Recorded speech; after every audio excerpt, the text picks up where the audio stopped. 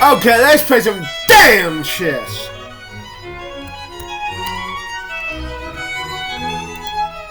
Street whore.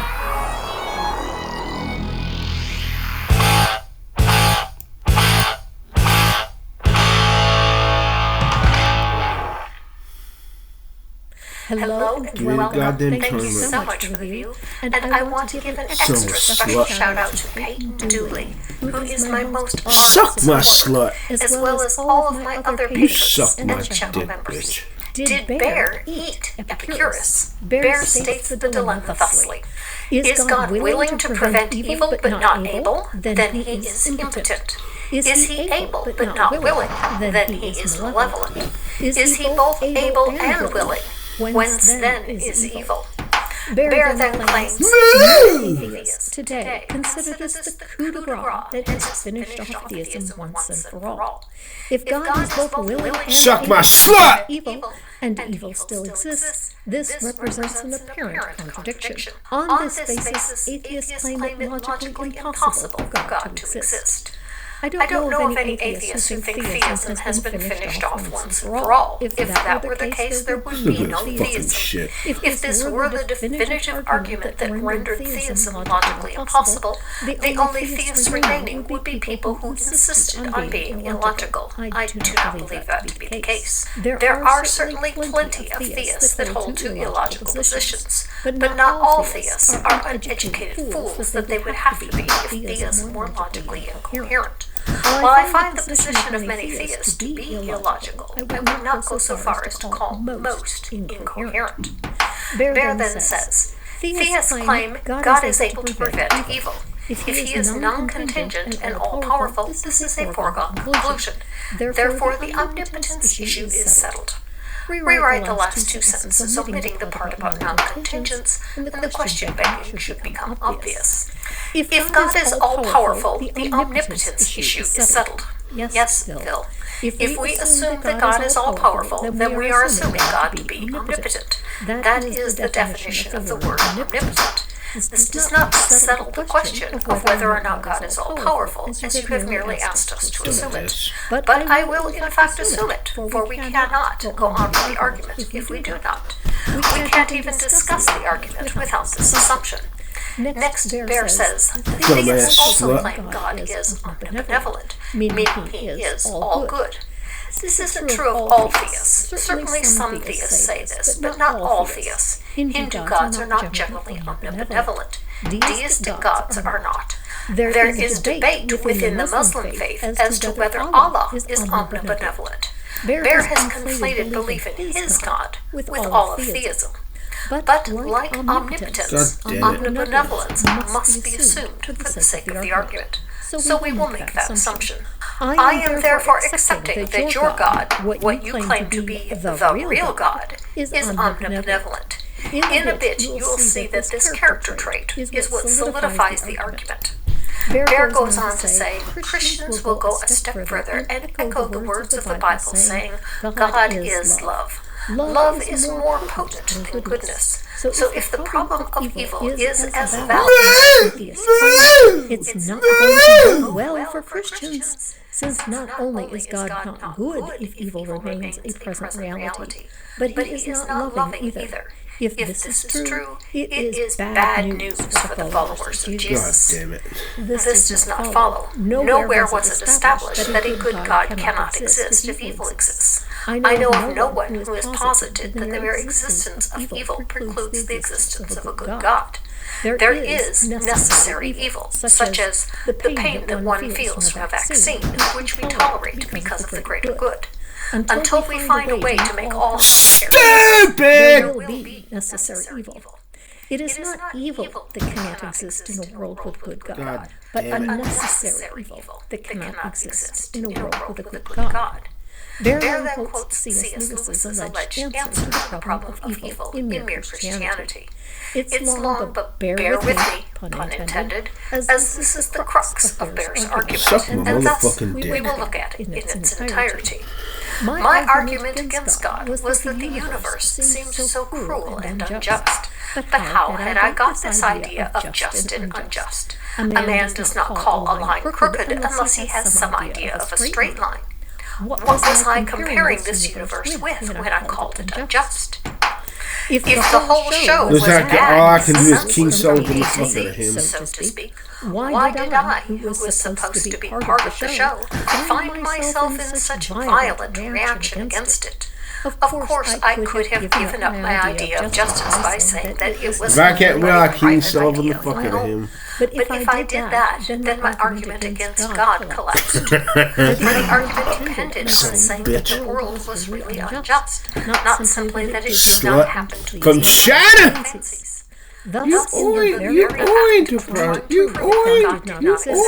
prostitute. that the whole of reality was senseless, I I found I was forced to assume that He's what being out that whore. namely my idea of justice, was full of sense. Consequently, Yeah, atheism stupid turns out to shit. be too simple. If the whole universe has no meaning, Stupid! Found out that it has no meaning. Just as if there were no light in the universe and therefore no creatures with eyes, we should never know it was dark. Dark would be without meaning. The problem begins in Lewis's analogy.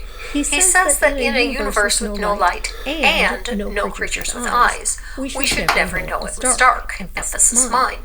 But not knowing dark existed comes not from the absence of light, but from the absence of ability to perceive light, from having no eyes. If our universe were just as it is, except that there was no light and no creatures that had eyes, then yes, we would not know what darkness is, as darkness would be the only state we could be in. Not because of a lack of light, but because of our inability to perceive it, even if it existed. We could also live on a bright planet with plenty of light, but if none of us had eyes to see it, we would still never know light from darkness. If we lived in a universe such as ours, but we had the ability to perceive light, it would only be a matter of time before someone struck two rocks together, created a spark, and light would then exist. In the same way, surely Lewis isn't suggesting that humans lack the ability to perceive injustice, is he? I should hope not, as humans are not even the only animal on the planet with a sense of right and wrong, a sense of justice. There is a famous experiment with capuchin monkeys, where one monkey that pushed a bar was rewarded with a cucumber. The monkey in the next cage was given a grape when he pushed the bar. The first monkey pushed the bar again and again, hoping for a grape, but each time was given a cucumber, despite the monkey in the next cage being given grapes. The first monkey threw the cucumber at the researcher. This experiment was not a case of mere chance. It's our fairness study. And so this became a very famous study, and there's now many more, because after we did this about 10 years ago, it became very well known. And we did that originally with capuchin monkeys, and I'm going to show you the first experiment that we did. It has now been done with dogs, and with birds, and with chimpanzees. Why is this? Was it the mere personal preferences of the monkey? In one sense, yes. The monkey clearly preferred grapes to cucumbers, and the researcher was well aware of this fact. But the sense of not getting the same reward as another for doing the same work is not a mere personal preference. It is an innate sense of fairness. And this is the source of justice. Not a mere personal preference, but an innate sense of fairness. Oh! Oh, I didn't even see that. Stupid! The monkey was fine with receiving a cucumber. I was not even going to put you right like that some checkmate. I didn't see it. What changed is not the universal standard. Rather, another monkey got better pay. The first monkey knew that unequal treatment was unfair. The price of pushing a bar did not change. There was no universal standard of good pay and bad pay. There was a universal knowledge that not being given equal pay is unfair. In the same way, we do not need a universal standard of justice or fairness to know when something strikes us as unfair or unjust. To suggest that humans cannot determine right from wrong without an objective standard of right and wrong is to suggest that humans are less capable of understanding morality than a monkey, a dog, now fuck up and over or a bird. No, we do not need an absolute standard of what straight is to determine for ourselves that a line is crooked. If I have only seen one line in my lifetime, I won't even have a word for straight or crooked. But when I find a second line, now I make up a word to describe how one differs from the other. I describe one as straight and the other as crooked. Then I find another line, even more straight than my straight line. As you see, there is no absolute standard of straight needed in order to make a comparison. Nor does my straight line need to be absolutely straight for me to call it straight. In the same way, we don't need a God that is all good to tell us what is good. We can make that determination for ourselves. A child determines what is good based on what he is told. Kohlberg's theory of moral development tells us that there are 4 levels. Level 1 is pre-conventional morality. Morality based on obedience and punishment. Children generally leave this state at about age 9.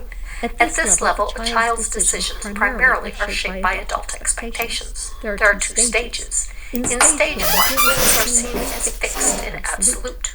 Obeying rules is important because it is a way to avoid punishment. While this is the lowest level of moral development, Kohlberg notes that some adults do their moral reasoning at this level. Bear would have us determine our morals by this method as well. Do not think for yourself about what is right and wrong. God has done the thinking for you, and you need only obey the God. The big question remains, if the only way that humans have to determine right and wrong, good and evil, is to have a God tell us, how do we determine that the God is good? Is this a trust me bro situation? Is God's goodness a brute fact? Stage 2 of Level 1 takes into account individual perspectives and judges actions by how well they serve individual needs. If morality is what God says it is, period, then even this stage of moral judgment is forbidden. Level 2 is conventional morality. This stage is usually reached in adolescence. Moral standards are internalized from role models. Stage 3 is the first stage of this level, emphasizing conformity to social expectations.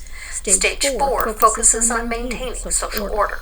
Level 3 is post-conventional morality, where people develop an understanding of abstract principles of morality. If morality is a universal, objective standard, how do humans discover this standard? Did they get it from Adam and Eve eating the fruit and it was passed down to all future generations? If so, why do you ask the atheist how he can determine something to be right? The Bible gives you the answer. As sons of Adam and daughters of Eve, we also inherited the fruit of the knowledge of good and evil.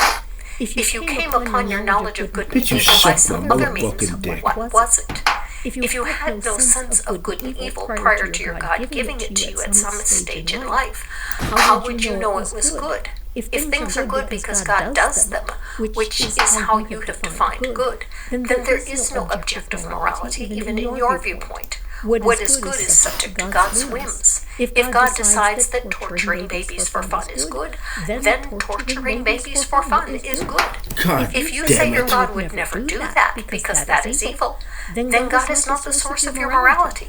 If you were to say this, and I don't know whether you would or not, then you would have a standard of good outside of your God. You have determined what your God would or would not do by a standard outside of your God. If what God does determines what is good, then if your God decided that torturing babies for fun was good, it would be absolute that torturing babies for fun is good. You would have no way to determine that it was not. Fortunately, we are not stuck with such a moral problem, because there is no absolute that determines good and evil. We decide for ourselves what is good and evil, and this is not a mere private fancy. When I decide to give money to feed the poor, it's not because of some private fancy. It's because I have empathy. If I were hungry, I would want someone to feed me. Therefore, when I see others in need, I help when I can. I can act against my own personal interests to advance the interests of society. This is ingrained in us as a social species, as we saw from the monkey experiment. It is partially evolution and partially developed from our own environment. Bear argues, so if there is no God, there is no such thing as evil, and the argument from the problem of evil flatlines. This is a self-defeating argument.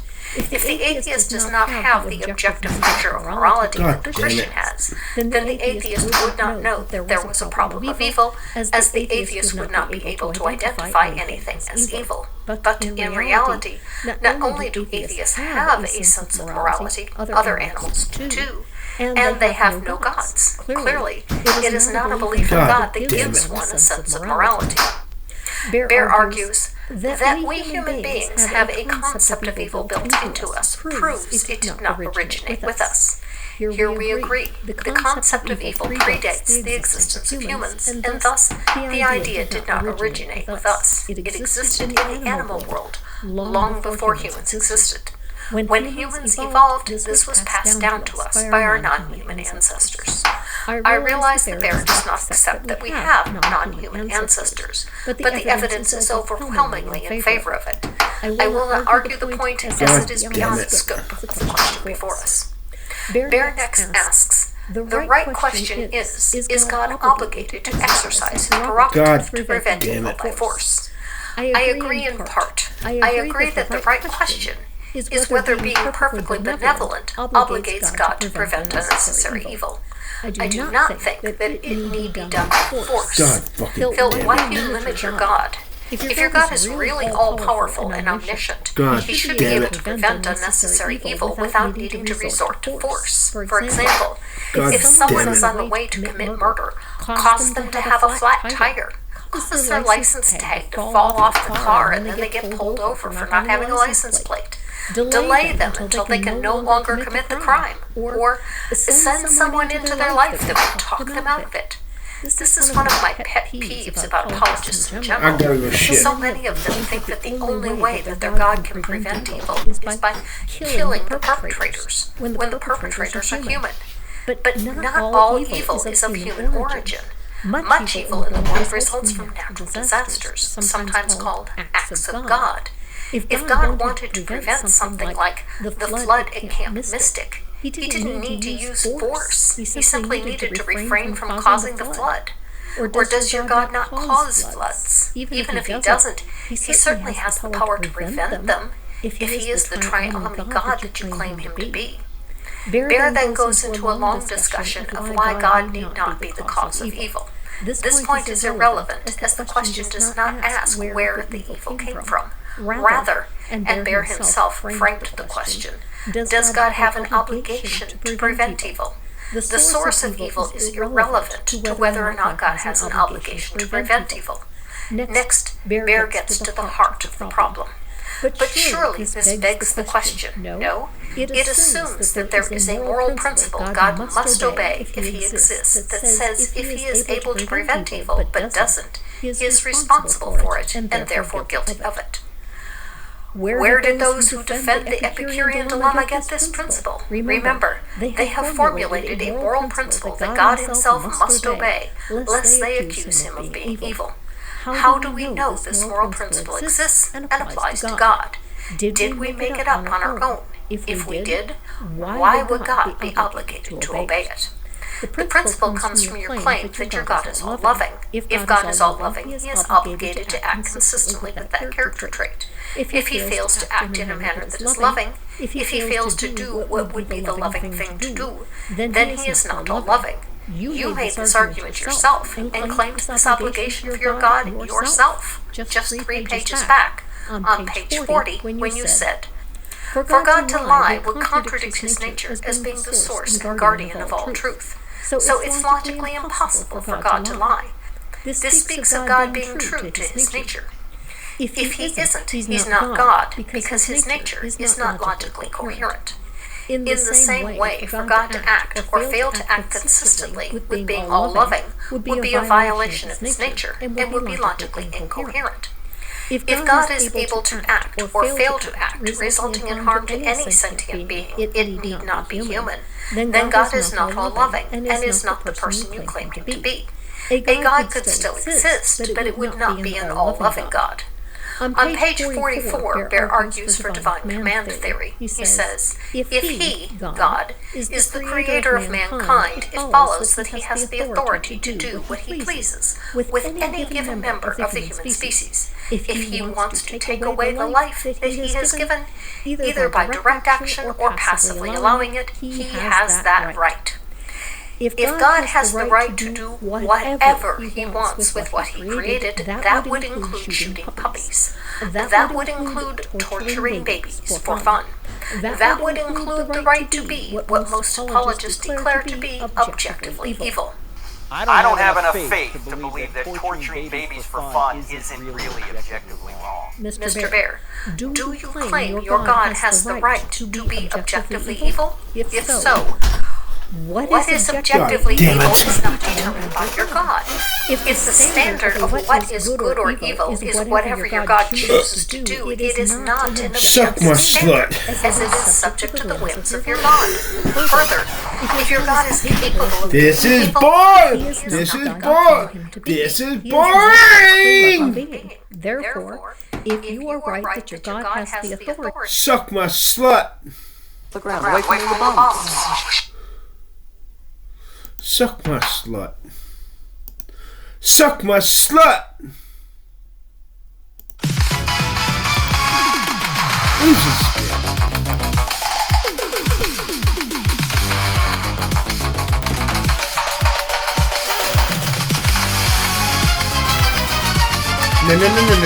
No!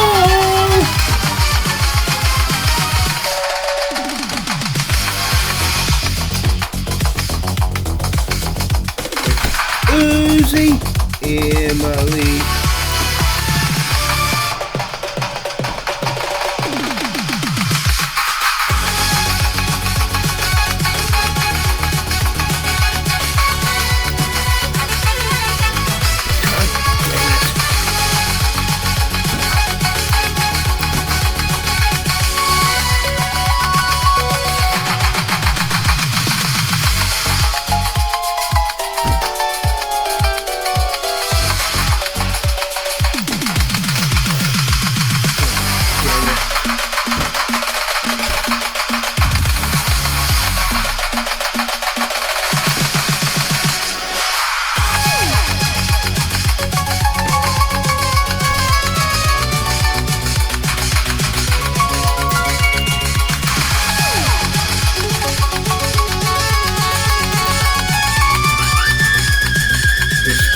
Spit.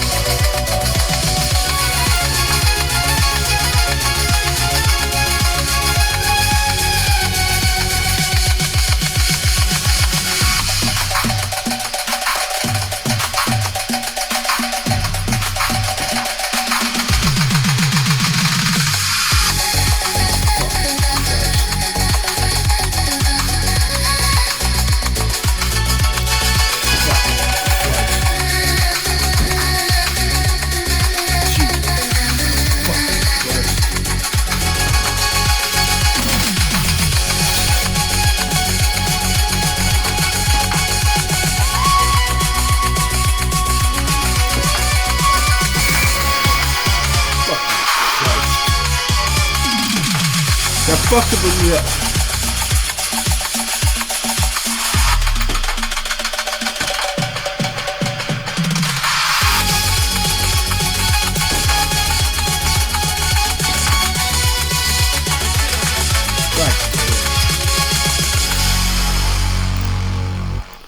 God fucking damn it. God fuck it. God fuck it. She's cute.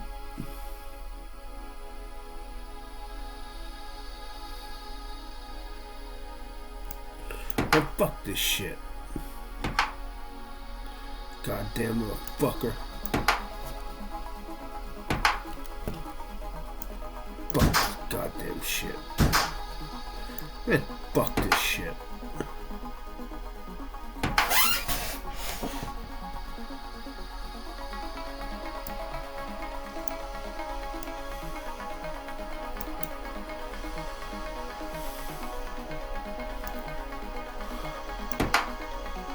Fuck this shit.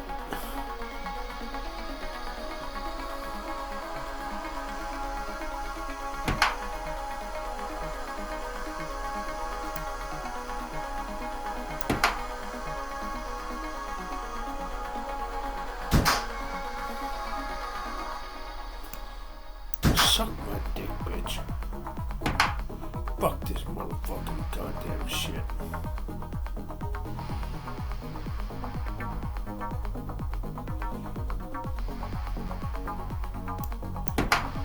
Fucking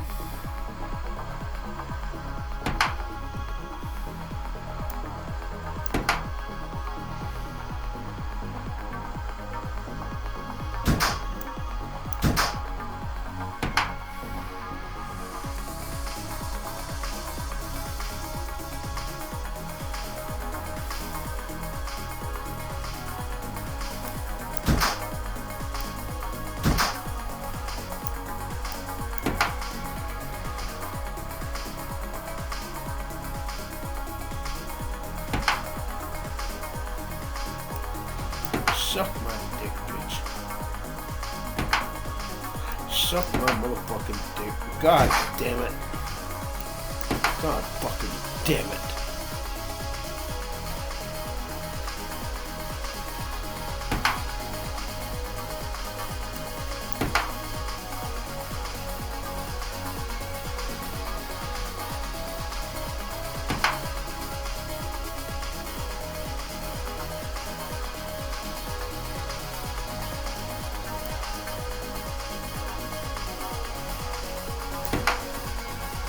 God fucking damn it.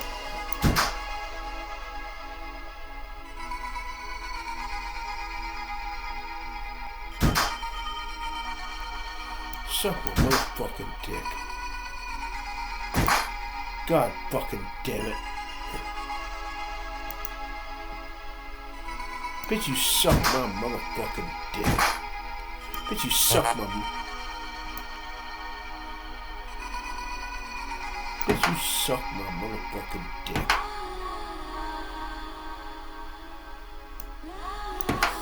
Bitch, you suck my motherfucking dick. Bitch, you suck my motherfucking dick.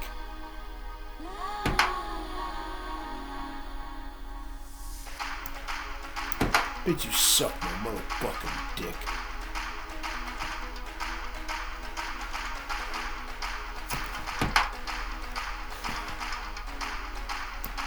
Bitch, you suck my motherfucking dick. Bitch, you suck my motherfucking dick.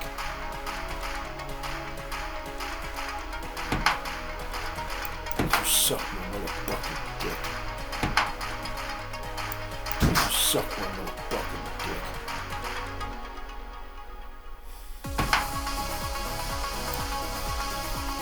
Suck my motherfucking dick.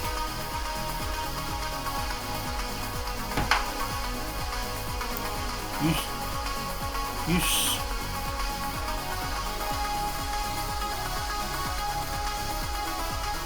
suck my motherfucking dick.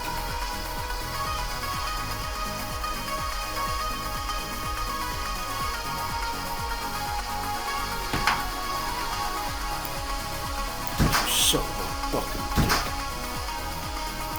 Bitch, you suck my fucking dick.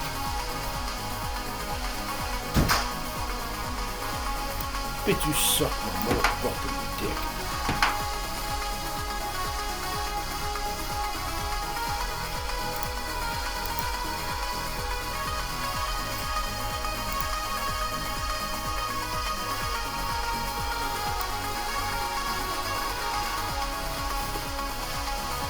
Bitch, you suck my motherfucking dick. Bitch, you suck my motherfucking dick.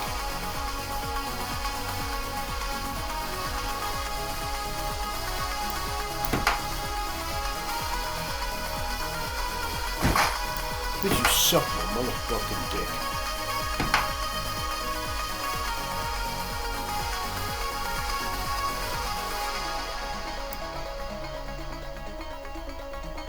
Bitch, you suck my goddamn motherfucking dick.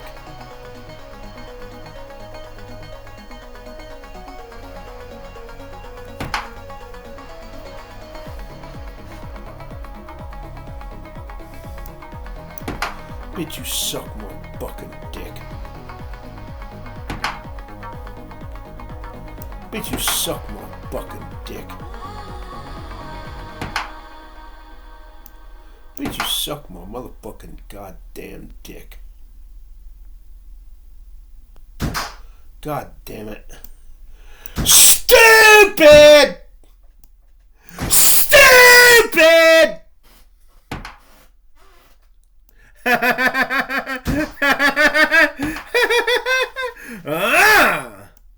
Mutt! I fucked his hole! What a dumbass.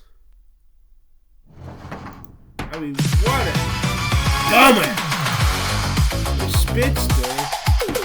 What a dumbass. Stupid! Stupid, stupid, stupid, stupid, stupid, stupid, stupid. The stupid machine.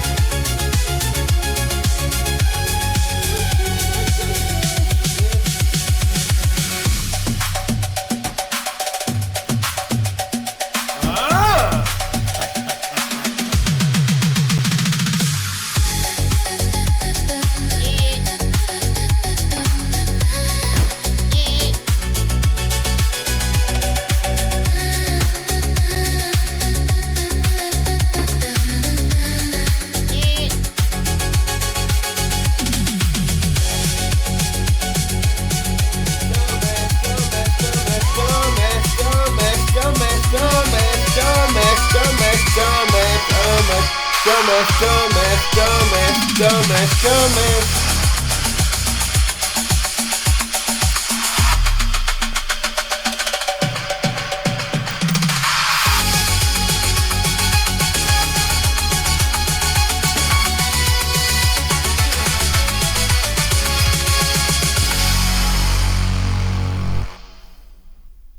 Dumbass, dumbass, dumbass, dumbass, dumbass, dumbass, dumbass, dumbass.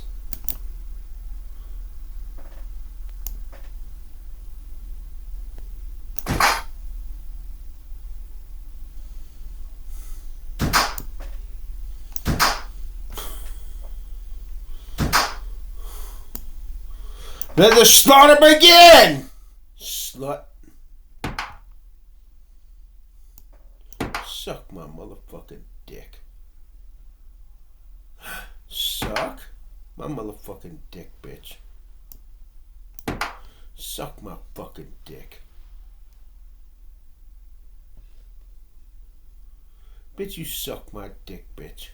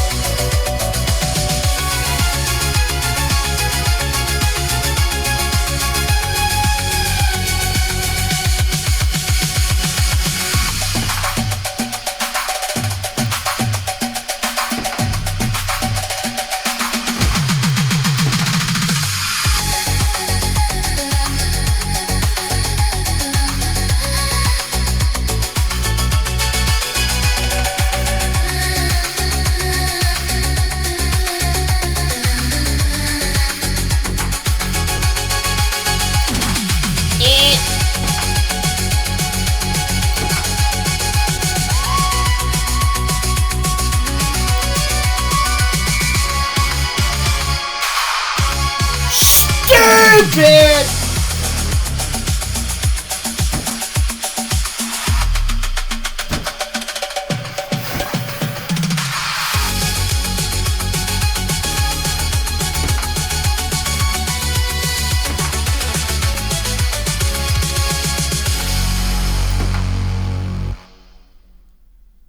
God damn it.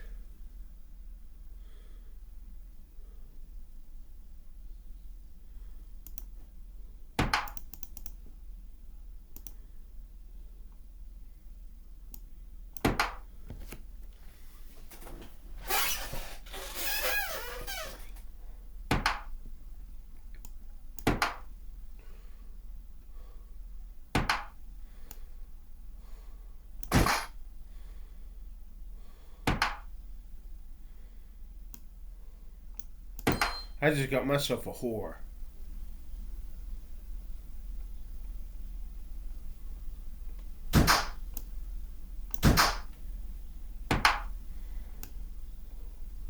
Not! Ah! Dumbass. Not!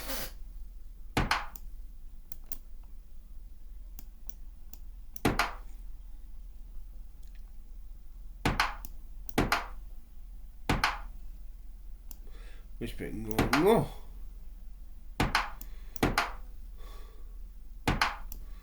Whisper ngo.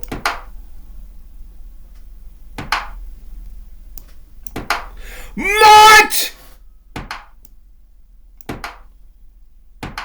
Whisper, no. Ah! No. Mutt!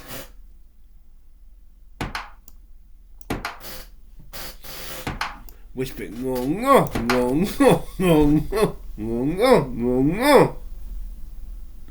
I'm fucking you up. Mutt!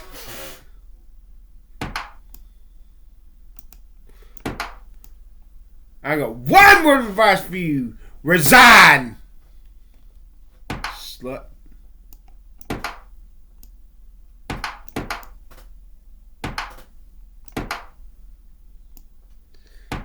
Alright, fuck his hole!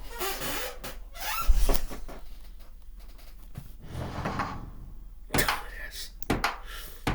What a dumb ass. What a fucking dumbass. What a fucking dumbass. What a fucking dumbass. What a fucking dumbass. What a dumbass. A dumbass cunt. Suck my cunt.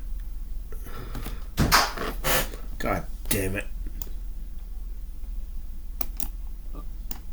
Suck my motherfucking cunt.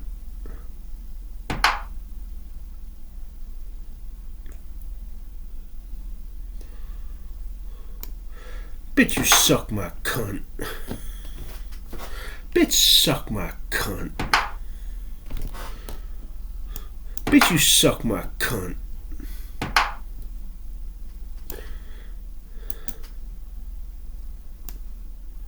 Bitch, suck my cunt.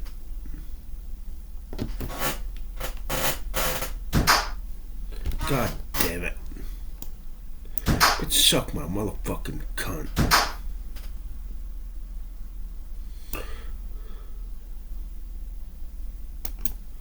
Look at this motherfucking shit.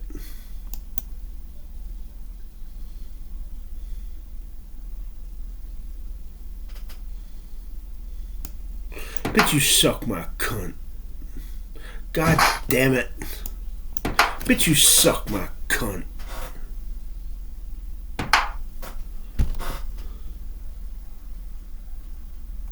Bitch, you suck my cunt.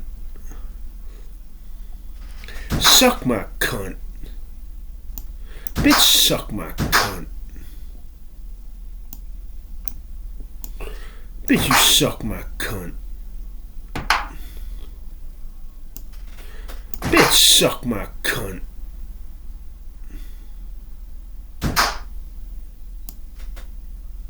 Bitch, you suck my motherfucking cunt.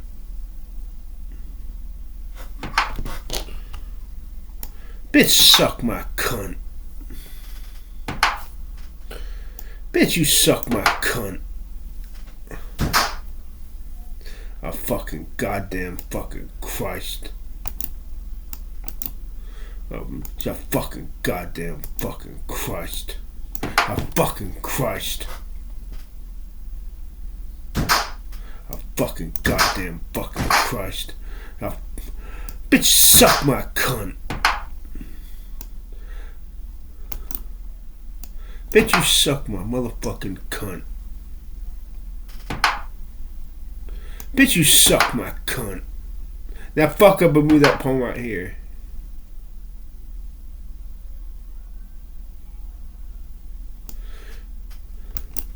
Bitch, you suck my motherfucking cunt.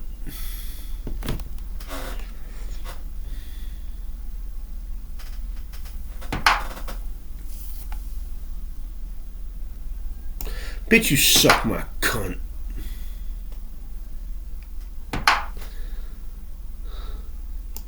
Bitch, you suck my motherfucking cunt.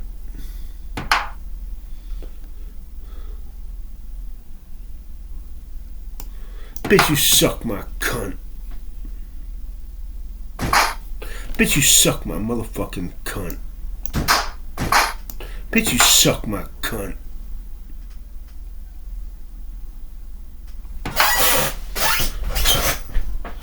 Bitch, you suck my motherfucking goddamn cunt. Bitch, you suck my cunt. Bitch, you suck my motherfucking cunt. Bitch, you suck my cunt. Bitch, you suck my cunt. God damn it. Bitch, you suck my fucking cunt. Bitch, you suck my cunt. Bitch, you suck my motherfucking cunt. Bitch, you suck my fucking cunt. Bitch, you suck my cunt.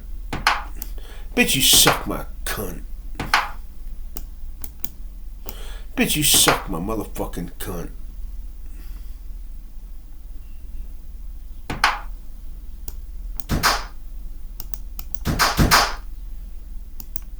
Bitch, suck my cunt.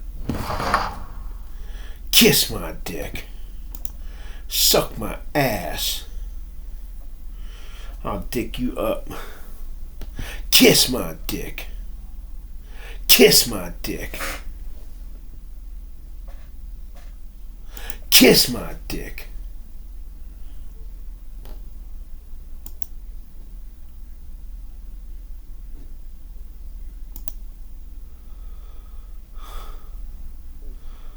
Kiss my dick. In other words, the creator of the universe wrote a book. Yeah. And he didn't even get it right on slavery, much less women's Actually, he did. All right, let's see it. First of all, Old Testament slavery was not race-based forced servitude. It was voluntary means of working off debt or keeping captives from mustering a rebellion. So Frank's claim here is that the enslavement in the Bible is never race-based forced servitude. Horseshit. But it is instead one of two different things: a voluntary means of working off debt, or it is an involuntary means of keeping captives from mustering a rebellion. Lots of problems here. To begin, you can't have a race-based anything prior to the concept of race as a question of skin color, which didn't exist anywhere in the time of the Bible. It wouldn't exist for over 1,000 years after that. But we do have ethnically based forced servitude in the Bible. And that's actually what the Greek and Hebrew would refer to as race-based, based on the way they use the words that we now translate from ancient Hebrew and Greek into race. So they had ethnically based forced servitude. In fact, when you look in Leviticus 25, verses 44 through 46, you quite explicitly see the endorsement of chattel slavery as long as the enslaved folks are not Israelites. They are foreigners. You can buy your enslaved people from the foreigners who are living in the nations around you, or from the foreigners who are living among you. It quite explicitly endorses the purchasing of chattel slaves from foreigners. That is an ethnically based forced servitude, and that's about as close as a race-based forced servitude as you could get prior to the existence of the concept of race as a question of skin color.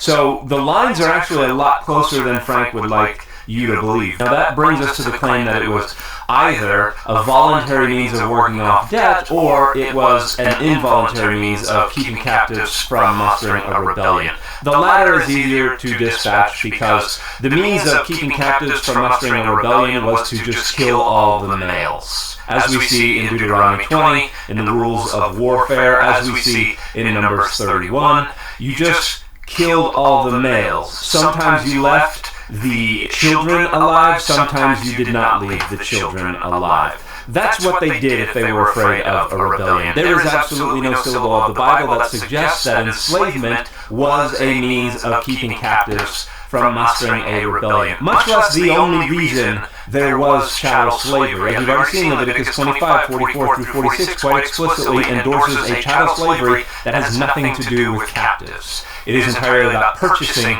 chattel enslaved people from foreign nations or from foreigners residing within the nation of Israel, basically saying foreigners are a green light to be enslaved as chattel.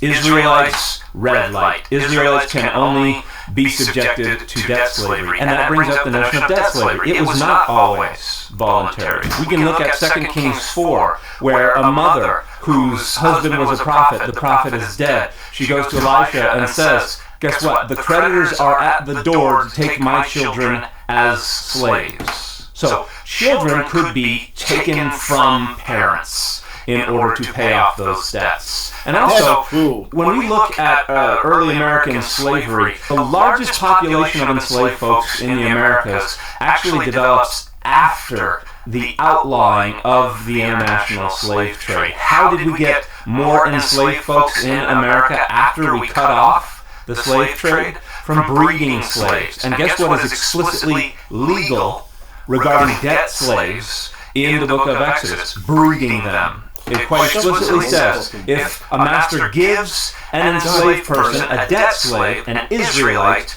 a wife during his servitude, the wife stays with the master, all the kids stay with the master. So you can breed enslaved folks, and those are chattel enslaved folks. They don't go free with the father in the 7th year. So both of these claims are also entirely false. The notion that debt slavery was entirely voluntary, it was a social safety net, it was a means for people to work off debt when they couldn't afford it, that is looking at this through not just rose-colored lenses, but heavy, heavy blinders. It is ignoring the overwhelming majority of the data in the Bible regarding enslavement, because it was not always voluntary, and it facilitated even chattel slavery, because you could breed chattel enslaved folks. And the notion that it was just for keeping captives from mustering a rebellion is absolutely laughable. That's something that somebody made up, and it entirely ignores the fact that the most explicit endorsements of chattel slavery in the Bible say absolutely nothing about captives and absolutely nothing about keeping them from mustering a rebellion, and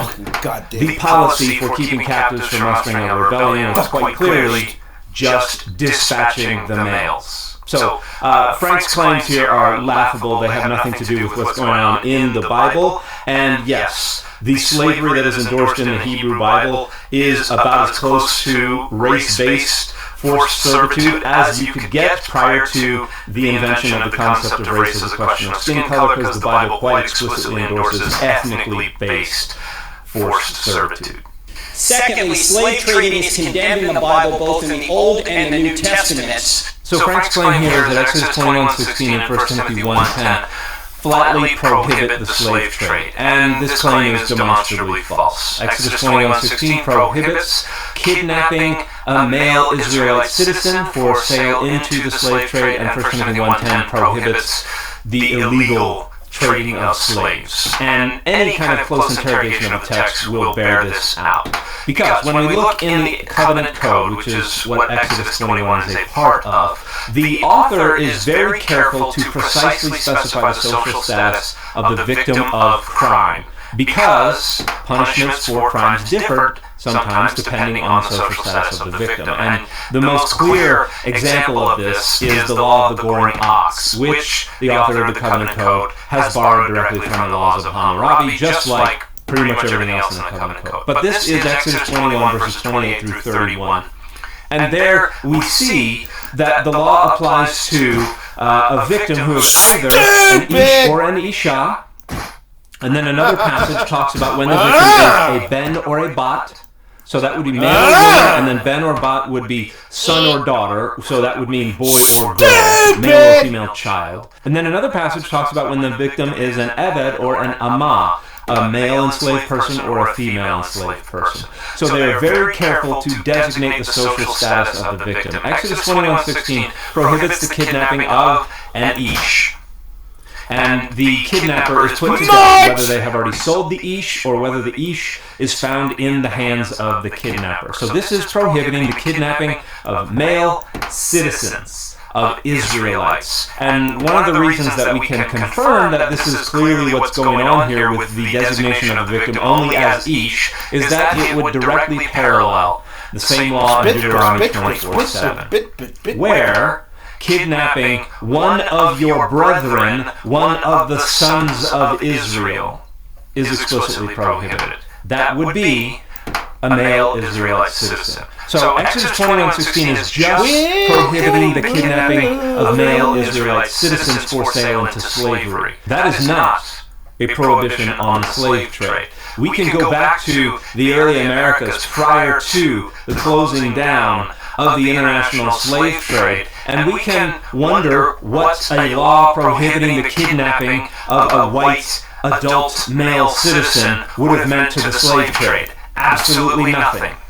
Because the slave trade did not include white male American citizens. So, the same is true of Exodus 21:16. The prohibition on kidnapping male Israelite citizens is not a prohibition on the slave trade. And I go into a little more detail about this in a chapter in my book, The Bible Says So, where I talk about how the Bible does not say slavery is bad. So the first full paragraph here on page 72. The Exodus verse says, "And whoever steals a man and sells him, or is found with him in his hand, will surely be put to death." The notion that this prohibited the slave trade relies on the assumption that the slave trade mainly or exclusively comprised kidnapping victims, which is just laughably off base. The Bible itself describes multiple different ways that a person, even a free-born person, could find themselves cruising the slave circuit. The authors of this very same chapter in Exodus describe in verses 7 through 11 what happens when a man sells his own daughter into slavery to pay debts. Nothing prohibits the buyer from turning around and selling her to someone else. In fact, the prohibition in verse 8 on selling her to non-Israelites suggests that her sale to native Israelites would neither be prohibited nor out of the ordinary. And by the way, I don't put it in the book, but Exodus 21 quite explicitly says female debt slaves don't go free. So that is neither temporary nor voluntary. It is only a means of paying off debts for the man who had the debts. So this doesn't fit into Frank's framework either. Getting back to the book. Slaves purchased from foreign peoples could be bought, sold, and passed down as inheritance according to Leviticus 25, 44 through 46. The slave trade was very clearly not only not prohibited in ancient Israel, but if these texts reflect the realities on the ground, was quite active. Now, 1 Timothy 1:10 requires a bit more attention. The passage is just part of a vice list that's rattling off the type of people who engage in activities that are contrary to sound doctrine. One of the types of people are the anthropolistes, which is a Greek word that has been translated man-stealer, slave trader, enslaver, kidnapper, and so on. The word derives from the word anthropolon, which referred to one who was captured in battle and sold as a slave. In its early usage in classical Greek, anthropolistes could refer to anyone who acquired and enslaved people for the slave trade by legal or illegal means. If that's how 1 Timothy 1:10 is using the word, then it would seem to indicate anyone engaging in any kind of slave trading was involved in what pedants like me like to call a no-no. This would provide some support for the notion the New Testament prohibited the slave trade. But it would also raise questions about other passages in the same book, like 1 Timothy 6:1 through 3, which demands enslaved Christians treat their masters as worthy of all honor, and even more so if their masters are Christians. Is slavery being both condemned and endorsed by the same author? You dumbass. The reality is that the author of 1 Timothy was not using the word to refer to any and all slave trade. By the time of the New Testament, the sense of the word anthropolistes that came to predominate within Koine Greek, the style of Greek used in the New Testament, was that of a person engaged in illegal slave trading. We see this in an entry in Harpocration's Lexicon of the 10 Orators, probably written shortly after the composition of 1 Timothy. This lexicon illustrates the intended senses of certain technical terms used by 10 famous orators by quoting their usage. For the word anthropolistes, Harpocration has the following: Lycurgus, and against Lycophron. But I am amazed if we sentence anthropolistas to death just for robbing us of our slaves. There's an even clearer illustration of this sense in a Greek story called Kalliroi, which was written by a man named Chariton, likely around the same time as 1 Timothy. In the story, a woman of exceptional beauty named Kalliroi was married to an abusive husband, who at one point accused her of cheating on him and hit her so hard that she collapsed as if dead. A funeral was held for her, and she was put in a tomb, only to come to just in time to startle some pirates who were robbing the tomb. The pirates arranged to sell her as a slave to a man named Leonas, who was enslaved to a master named Dionysius. Leonis pays for Calidoroi, thinking she will make a wonderful wife to Dionysius, and arranges to pick up the contract the next day so everything will be nice and legal. The pirates never show up. Leonis reluctantly goes to Dionysius and tells him he lost some money in his botched attempt to buy him a slave girl. Dionysius asks if the girl ran away, and Leonis responds, no, not she, but the seller has. Dionysius responds, then he was a kidnapper, anthropodicés, and that is why he sold you someone else's slave in an isolated place. The context could not be clearer. That anthropodicés doesn't just refer generically to anyone involved in the slavery, but specifically to someone illicitly acquiring enslaved people to sell illegally. So neither of these passages prohibits the slave trade. The first one prohibits kidnapping male Israelite citizens to illegally sell into slavery, and the second one prohibits illegally selling slaves into the slave trade. So Frank's argument is entirely refuted. Thirdly, the Bible teaches that all men are made in the image of God. Slave and master are equally human, protected and one in Christ. That's throughout both Old and New Testaments. So this sounds nice and biblical until you actually look at the passage. Man, this is boring as shit. Pure boredom as hell. Suck my... I want to look at the good girl. She's got some long spit on. Wow. She's cute. Katie. Vida. Katie, thank you so much for joining today. Thank you, and well done with my last name. It's a doozy, I know. It is. Boom, I touched her head because she's cute. You've got the two little dots over the A and everything to make you wonder how to pronounce it. But thank you so much for joining me today. Bitch. And I'm going to give a quick bio. I don't know Katie too much, but we'll get to know her together. Katie is from Utah originally, but she's actually in Sweden now. She and her husband have 3 kids, including twin 9-year-olds and a 3-year-old. So your house is very, very, very busy. And she also was a missionary for 13 years with a group called the Covenant Players, which I'm not familiar with. They're a theater company. She's cute.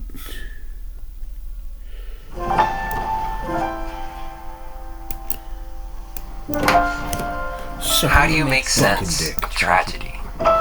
You don't. It's a question that became very real to me when my daughter was 7. She had just gotten a fish tank for Christmas, and she wanted to get an angelfish.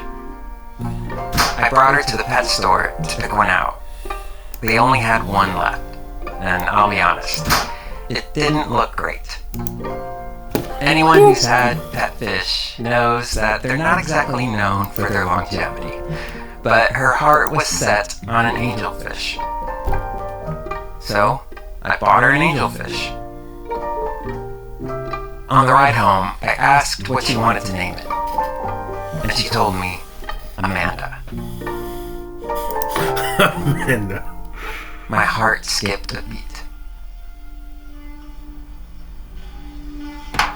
Amanda was also the name of her best friend, the one she'd met in kindergarten, the one who had recently been diagnosed with cancer. Suck my motherfucking dick, bitch.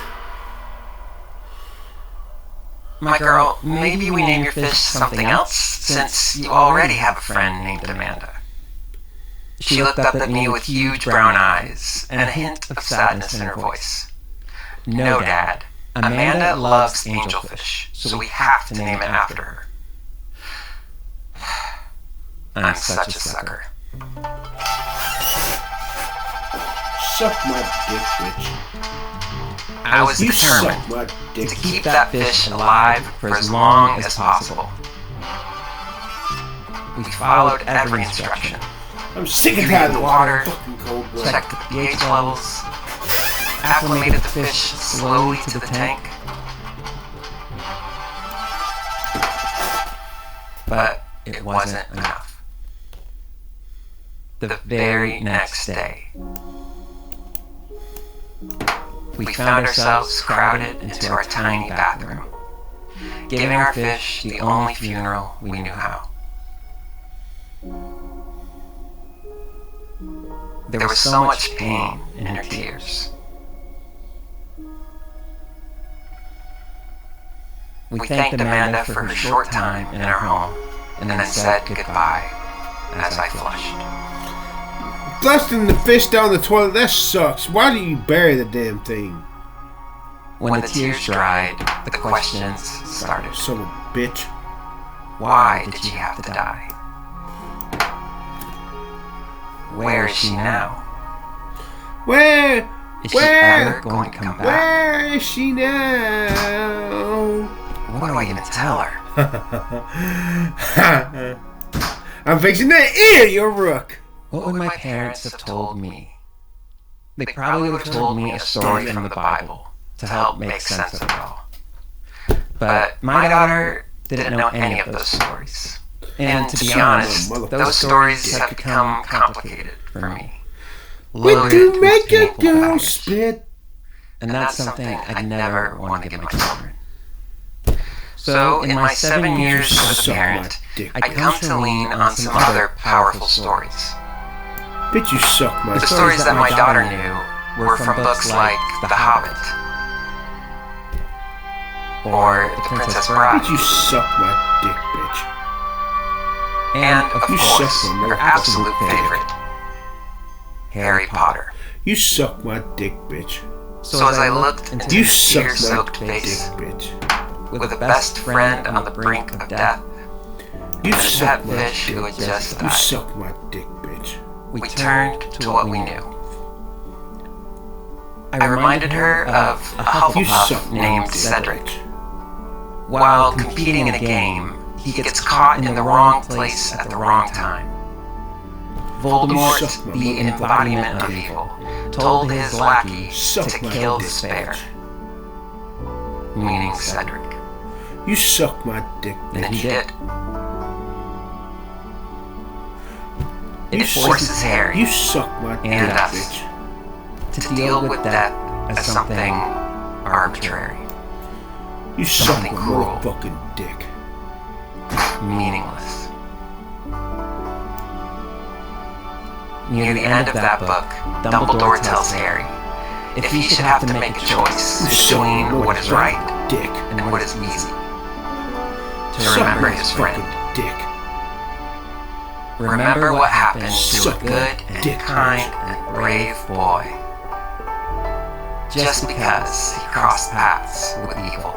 You suck my dick, bitch. You suck my motherfucking. I think Dumbledore was saying that you suck my fucking sometimes dick. You suck my motherfucking death dick. is just meaningless. And when there are tough choices to make, and there will be, taking the easy road bitch, you suck doesn't my mean you're safe. motherfucking dick. God damn it. So, you might as well choose good. Fucking Christ. He wanted Harry to live in a way that would make Cedric proud. To be brave and kind and good because it's the right thing to do. Fucking Christ. So that's what I told my daughter. Jesus fucking Christ. Still today, we sometimes tell the story of Amanda, the fish who died. Christ. And I guess you could say that Amanda, my daughter's best friend, is the girl who lived. Christ, oh God. Gratefully, she's in full remission with no signs of cancer in her body. Christ, oh fuck. As I think about the ways that stories like Harry Potter have offered incredible comfort and meaning during some of my family's hardest times, I sometimes wonder, when it comes to stories of the Bible, suck my motherfucking dick. Is there something I left behind that's worth rediscovering? Bitch, you suck my motherfucking dick. I'm Chris McLeod. Bitch, you suck my dick, bitch. And this is wholly uncertain. Bitch, you suck my dick, bitch. Bitch, you suck my dick, bitch. Thank you for sharing that story, Chris. Dick, bitch. Yeah. My house, too, is a lover of Harry Potter house. Except my husband, he's a muggle. Wow. Oh, we know that about Dave. Big time muggle. Yeah, the best.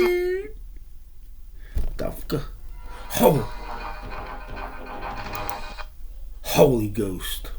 Uncertain. Holy Ghost. Thank you for sharing that story, Chris. Yeah. My house, too, is a lover of Harry Potter. Except my husband, he's a muggle. Well, we know that about Dave. Big time muggle. Yeah, the best muggle that ever was. Yeah, still love him. Yeah. But seriously, I have this feeling when I read books, too, of like the grandness and truth of reality of the human experience and how it speaks to the experience of life. Yeah. Like you really could spend a lifetime in Hogwarts, or Middle-earth, or the Death Star and the Rebellion. Yeah. You know, if you've heard of Joseph Campbell, he wrote A Hero with a Thousand Faces, and Joseph Campbell would talk about that a lot of these stories throughout history, there are a lot of similarities between them. And I've always found that fascinating. You know, what is it that's kind of deeply human about these stories that throughout cultures, throughout centuries, that people would sort of tell the same kinds of stories, even though they didn't know each other and had nothing to do with each other. So I want to understand more about it, I want to learn more, and so that's why today on the show we're going to talk to John Booker. John Booker is a professional mythologist, which I think is like the coolest job title of all time, perhaps. And he now is the executive director of the Joseph Campbell Foundation. And you know, he's worked now with like DC Comics and HBO and Atlas Obscura and all these like incredible things as a storyteller. So he's just like a storyteller person at heart. Cool. And he has spent his life and career storyteller person at heart. Cool. And he has spent his life and career storyteller person at heart. Cool. And he has spent storyteller, so he's just like a storyteller person at heart. Cool. And he has spent his life and career like Comics and HBO and Atlas Obscura and all these like incredible things as a storyteller. So he's just like a storyteller person at heart. Cool. And he has spent his life and career studying and learning like myths throughout the centuries. And so I'm really excited to look at the Bible or the story of Jesus, look at the Christian story through the lens of mythology. And, you know, how does a mythologist read the Bible? I'm really curious about that. God damn it. So, okay. I'll be honest. When you say the word myth, I come from a reality TV background. I think of Mythbusters, which means fake.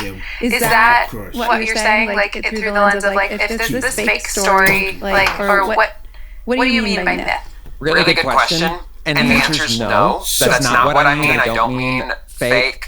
Okay. Now, I think we asked him about this because he's going to speak to this concept really brilliantly. But the word myth, in its proper usage, does not mean fake. What it means is that like there's something deeper here. Yeah. There's something underneath it. It's trying to say something that can shape the human life and human experience. Okay. So I want to understand more about myths. I want to understand more about how the Bible fits into this. And is there anything that I've overlooked, that we've overlooked? Is there any beauty to be gained and any love to be gained from Scripture from this lens? So that's what I want to talk to John. What an interesting conversation. Totally. Let's go talk to him. All right, let's do it. Them niggas motherfucking shit. John, thank you so much for joining us today. What an honor. Thank you for having me on. I'm really glad to be with both of you to explore this together today. Suck my fucking dick. Suck my John, dick. tell me what you mean by the word myth, or how do you define the word myth? Well, there's a lot of interesting ways that you can come at that word myth. When people ask me, you know, John, you're a professional mythologist, what is that? I believe that we are they who examine and explore the stories around the mystery. So myth is a way of getting at the ground of being itself. Myth involves the stories and the rituals and the practices and the traditions and the explorations of what some would term consciousness, what others might term God, and what others might still call human chemical reactions in the brain. Yet still, I think there's some sort of common experience that all human beings have when we reach an age that we realize that the world is bigger than ourselves.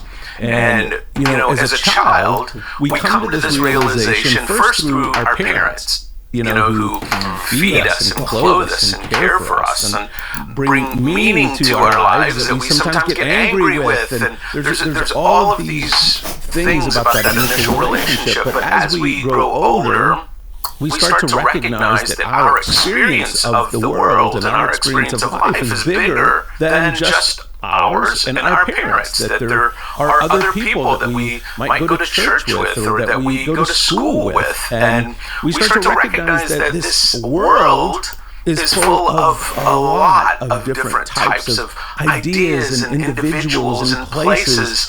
And as we start to come to terms with that, we even go further and say, it seems as though maybe there's something invisible and mysterious that I don't have language for, that I feel connected to.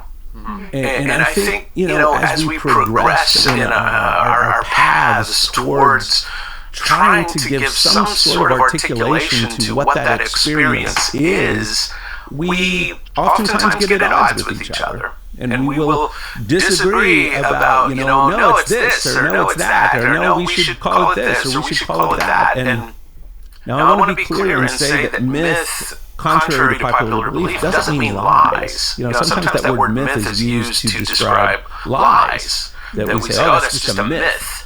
And we mean that's a lie. It's not true. It's a, it's folklore of some sort. And there's a real difference there to me. Myth really speaks to this exploration that human beings have around making meaning of something much larger than ourselves.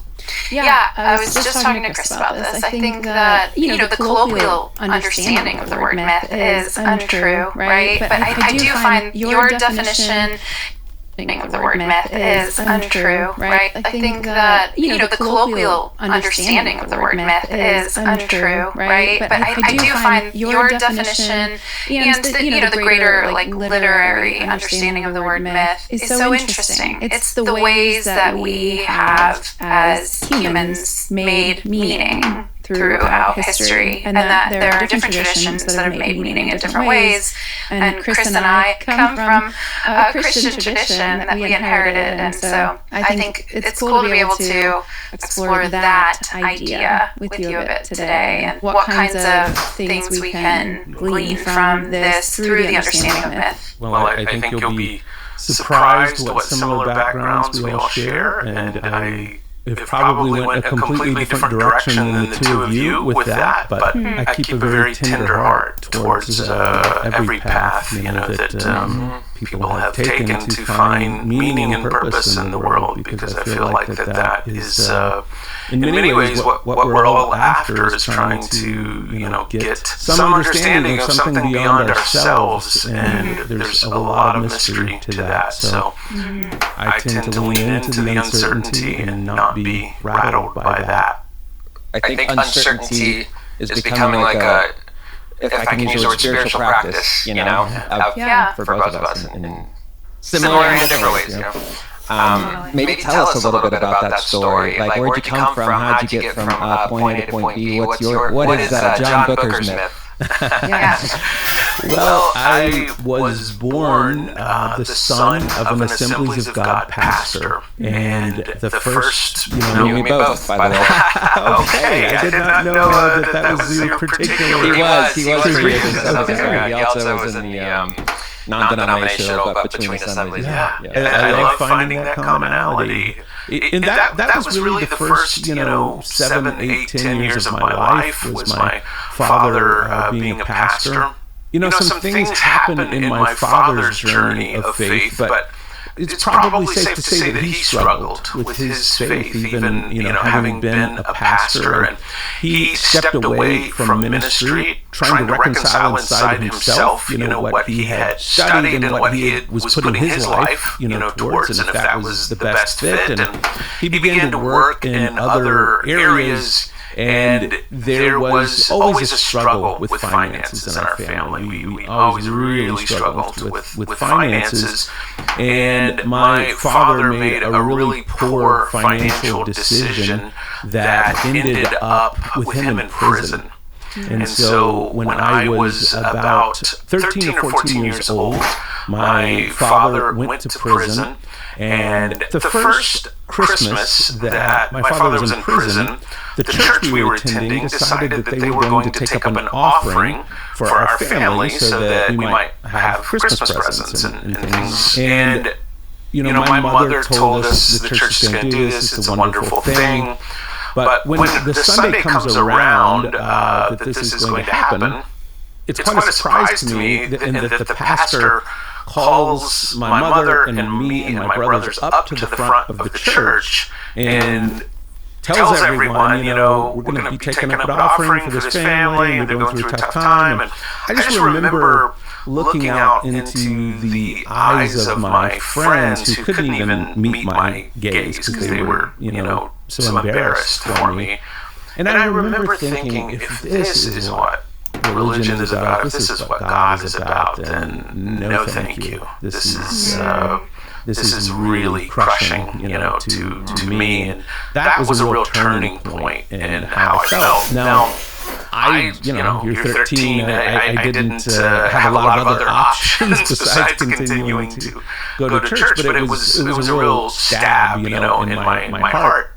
Now, I returned to faith after that, the Christian faith, and ended up actually doing a lot of work with Christian organizations. I worked for a Christian nonprofit agency in Colorado Springs for a number of years. I worked for a Christian college in New York and taught there for a couple of years. Nyack College. I taught at Nyack College there for a couple of years. Nyack College. I taught at Nyack.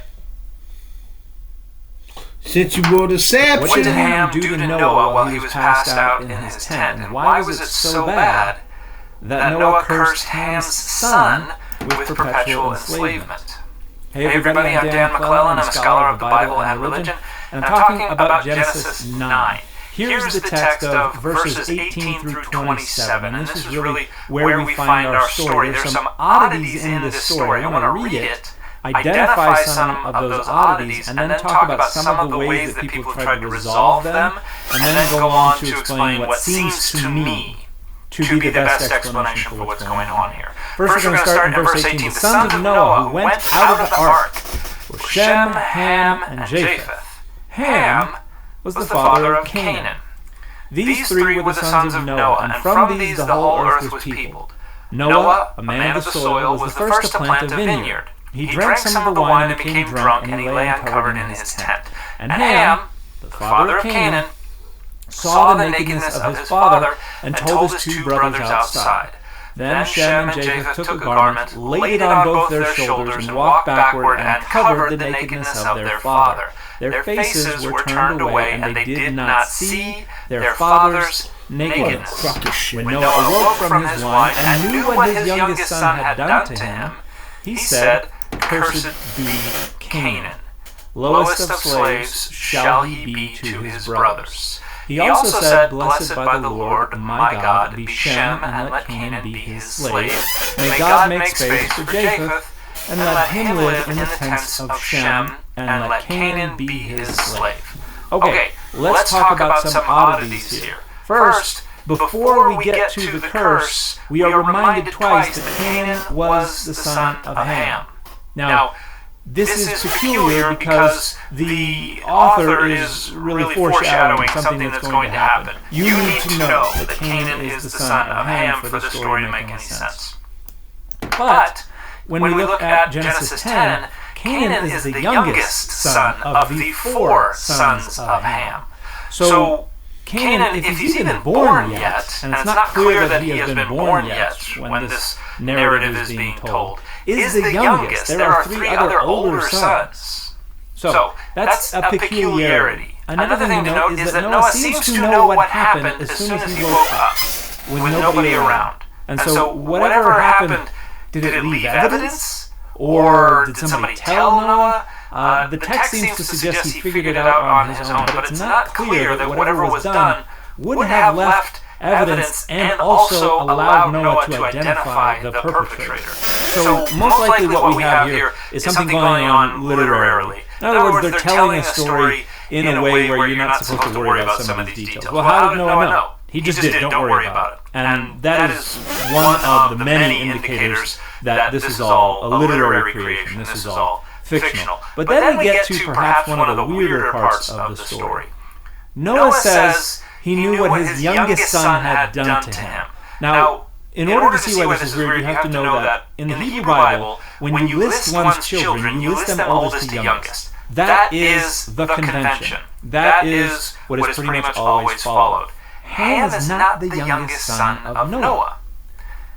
Japheth is the youngest son of Noah. Here's the text again. The sons of Noah who went out of the ark were Shem, Ham, and Japheth. So why would he refer to Ham as his youngest son? And then, why would he curse Ham's son instead of Ham?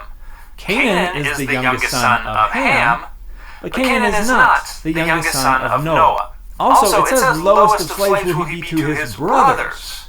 But then the text curses Canaan to be a slave to his uncles, not his brothers. So, there is a textual way to resolve at least this peculiarity in the text.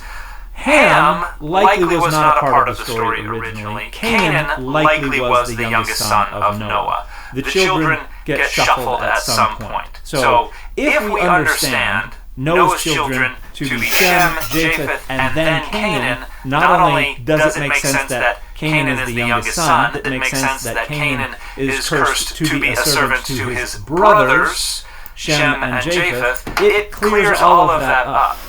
Now, that leaves the question of what exactly happened in the tent. Now, the biggest clue for a lot of people is that it says he saw his father's nakedness. Now, in the Hebrew Bible, you have a couple of different phrases associated with nakedness. You have uncover one's nakedness, and you have see one's nakedness. And the fact that these are frequently associated with illicit sexual acts, in fact, Leviticus frequently condemns uncovering the nakedness of this or that person that you shouldn't be having sex with, leads a lot of people to conclude that there's some kind of sexual indiscretion going on here. And in an era when sexual sin is represented as the dirtiest and the worst of all sin, that makes much more sense as a conclusion. So maybe it has something to do with sexual sin. So you have a few different variations on what likely happened. You have an old theory that Ham castrated Noah, and that's what would leave evidence, and somehow that is what would allow Noah to figure out who did this. You have the notion that it was paternal sexual assault, rape, that Ham raped his father. And then there's another theory that has become very popular over the last 20 years because of the 2005 Journal of Biblical Literature article by Bergsma and Hahn, that it was maternal rape, that Ham raped Noah's wife. Now, these don't make incredibly good sense of the narrative itself, because it makes it sound very, very metaphorical. Because the only thing that points in the direction of one of these illicit sexual acts is just the phrase, see his nakedness. Because the narrative itself doesn't suggest that. Because his other sons, they back in to cover up his nakedness, to resolve whatever was the problem. And is this a metaphor for them reversing the rape of their father, of them not raping their father? Like, it doesn't make sense as a narrative unless the problem was just seeing his father naked, and then his other sons were like, we're going to back in, we're going to cover up our father's nakedness without looking at our father's nakedness. And here's where I disagree with what seems to me to be the majority reading, that this has something to do with a sexual sin. I don't think it does. And the reason I don't think it does is that seeing nakedness, most commonly in the Hebrew Bible, has to do with being exposed to someone or something's vulnerability or their shame.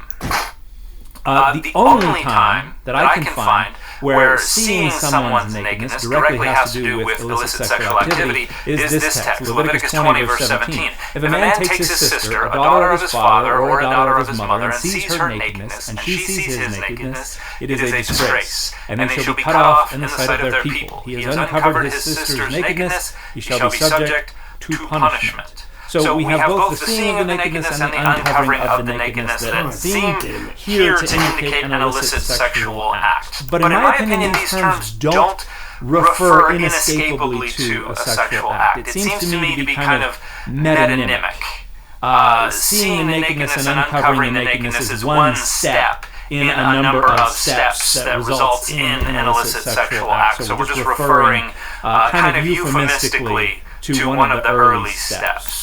So it doesn't necessarily refer inescapably to the sexual act. And one of the reasons I think this is so is because elsewhere we find both of those terms used in reference to exposure to vulnerability and shame. So for instance, in this passage, Genesis 42, verse 9, and then also verse 12. Joseph also remembered the dreams that he had dreamed about them. So this is Joseph in Egypt. His brothers still don't know what's going on. He's still playing the bad cop. He said to them, "You are spies. You have come to see the nakedness of the land." But he said to them, "No, you have come to see the nakedness of the land."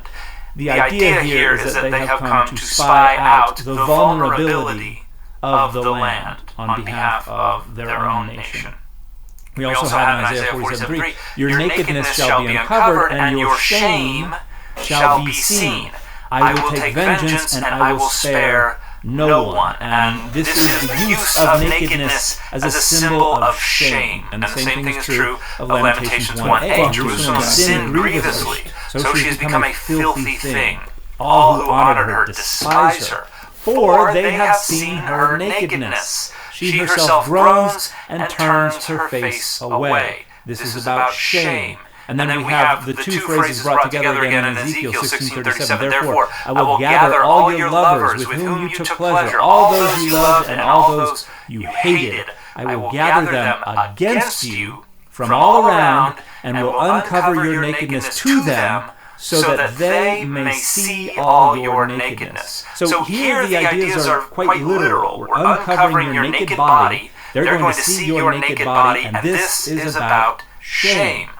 And so I think that's what's going on here. The uncovering the nakedness can be used euphemistically, metonymically to refer to illicit sexual activity, but it is also, and more commonly, used to refer to the exposure of vulnerability and shame. So what does it mean that Ham saw his father's nakedness? It means he saw his father passed out drunk and naked.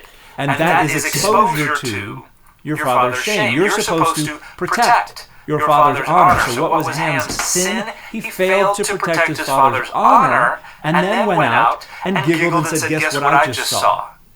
And then it is his brothers who go in and without looking at his shame, cover it up to protect his honor. So I think the most likely reading is that what's going on here is just that Ham saw his father's nakedness and failed to protect his father's honor. Now that doesn't sound to us like something that merits so severe a punishment. But in a world that is built on honor and shame, it is phenomenally important. So I think just seeing your father naked and not protecting his honor is a sin, a transgression worthy of a very, very severe punishment. But that brings us to the punishment. Why is it Canaan and not Ham? Well, again, in the earliest version of this story, it probably was Canaan who did it as the youngest son of Noah. But we're stitching this story into Genesis 10, where Shem, Ham, and Japheth have to be the eponymous ancestors of the three different main people groups around the world. Canaan is not one of them, and so we're taking him out of that family. We're moving him into another part of the family. So I think you've got a little textual alteration going on here as this story is being worked into an already existing narrative. But then the punishment is about why Canaan is going to be subservient and slave to his two uncles, namely Shem and Japheth. And this is an etiology for the notion that the Canaanites are unworthy people. They need to be subjugated. They're worthy of genocide, according to some of the later texts. And this is probably the rhetorical, ideological goal of the framing of the story in the way it has come down to us. So I think we have some textual changes going on here that are responsible for some of the things that are a little confusing to us, that don't seem to fit. The cultural distance and the values of a culture built on honor and shame, I think, are responsible for the fact that the curse seems a little incongruous, disproportionate to the actual transgression, the actual sin that was committed. I think that accounts for that. Now, these other theories that are brought up overwhelmingly are trying to protect the integrity and the unity of the story. Now, I don't mind saying, hey, this is probably a composite text or an amended text. This is something that has been textually fiddled with.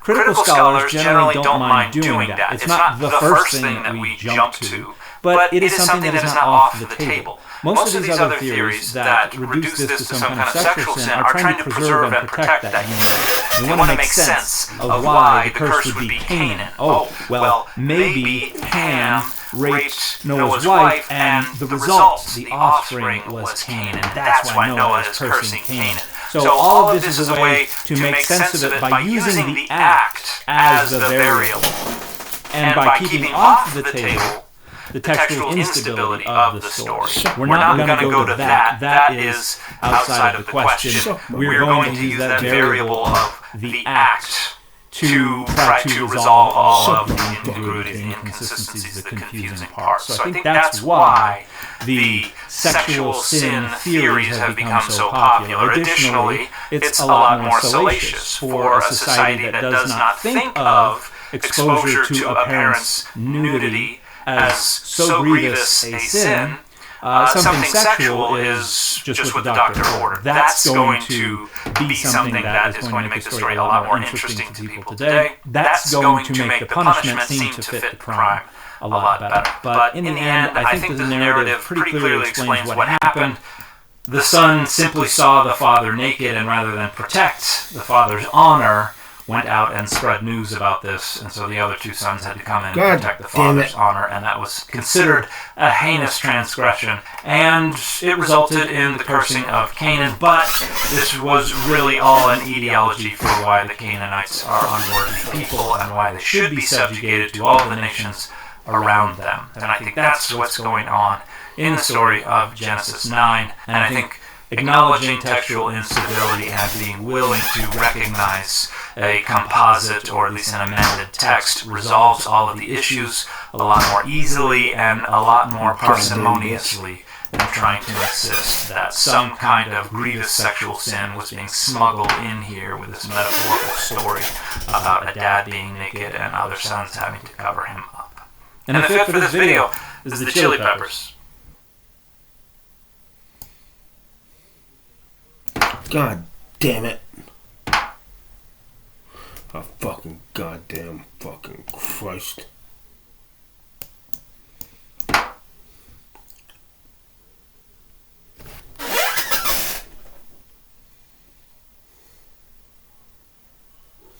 Now fuck up and take that goddamn home.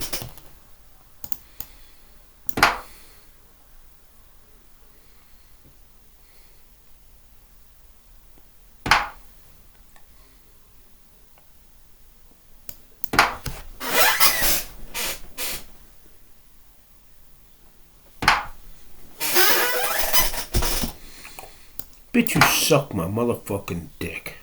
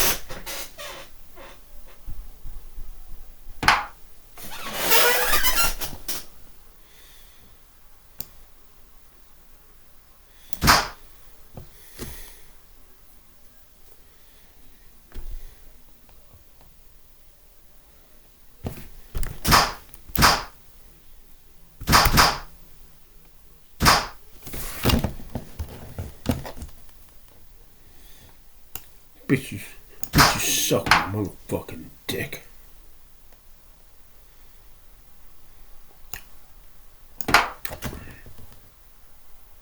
God damn it. God fucking damn it.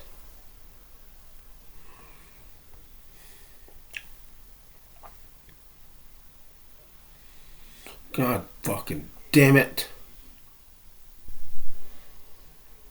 Jesus goddamn fucking goddamn Christ, god damn it.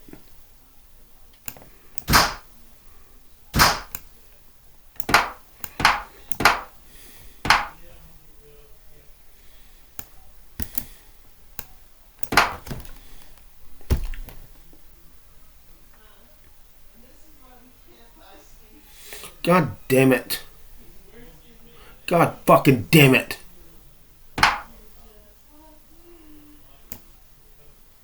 God fuck it.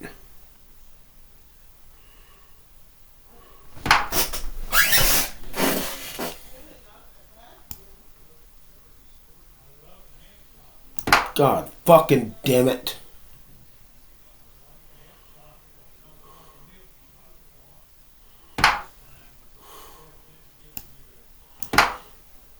God fucking damn it.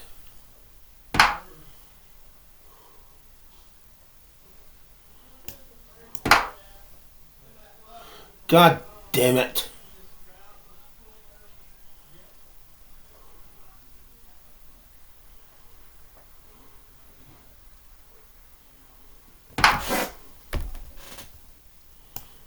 God fucking damn it. God fuck it.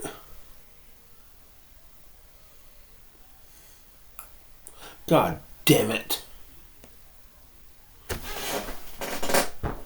I just shit in my goddamn pants. She's a fucking goddamn cunt, Christ.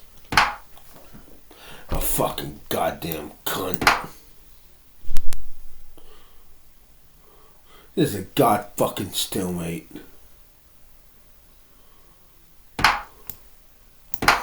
God damn it. God fuck it.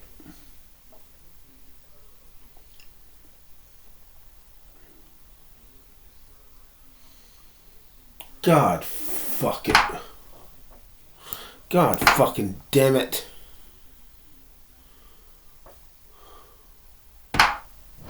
God fuck it. Holy Ghost.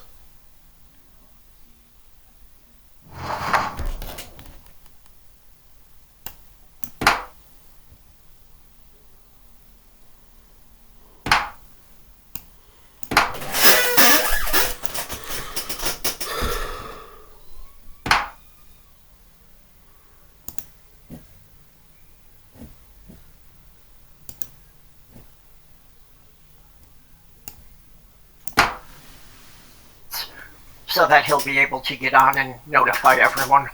Okay. Yeah, I was wondering about that too. I mean, I was gonna say, I've only known what, for 2 years now? I mean, I know I got invited onto your stream a couple of years ago.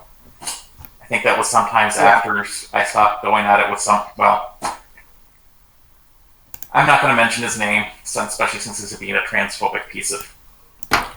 Yeah, well, that's... Jenny and I have,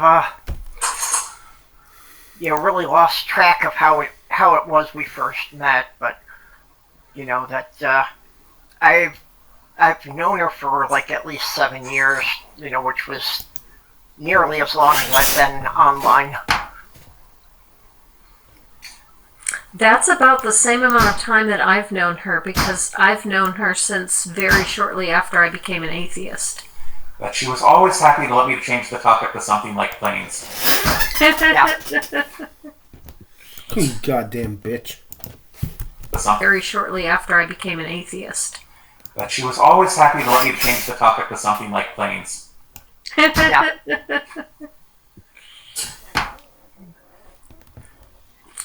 And of course, if it was Stephanie, she'd want to talk about sailboats. Well, Jenny mentions that even now that She can tell. She can tell from the sound which plane it is going over their building. That's a lot. Yeah. I imagine certain planes do have distinctive engine noises, but it's like, I imagine that would also do. Wait, is she near an airport?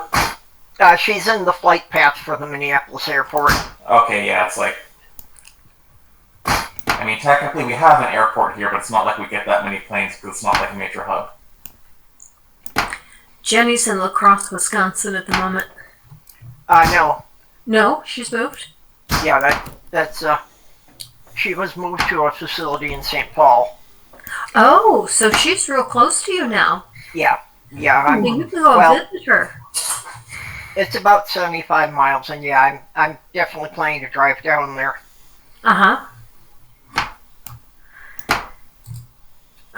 Detroit Atheist Queen says, I'm dealing with this now. Very good friend. Just passed of cancer in a funeral.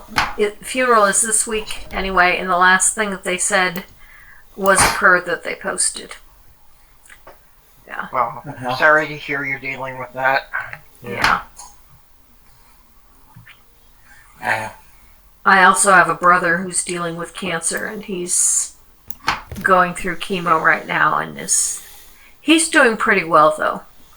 Once he finishes the chemo, he'll be able to go home. Yeah, well, that was also what took Sloth Girl.